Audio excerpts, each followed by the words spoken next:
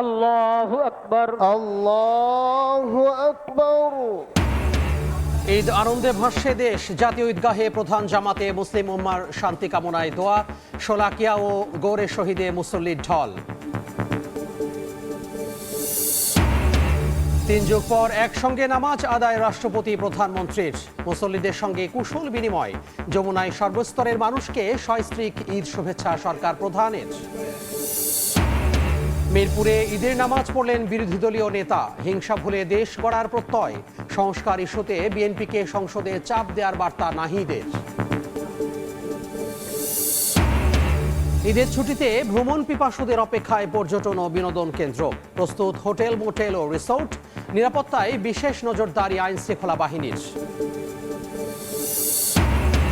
এবং ঈদের দিনও ইরানি বিস্ফোরণ। পাল্টা হামলায় কেঁপে উঠল ইসরায়েল। যুক্তরাষ্ট্রকে নিজেদের ঘাঁটি ব্যবহারের অনুমতি যুক্তরাজ্যের। যুদ্ধবিরতিতে না ট্রাম্পের।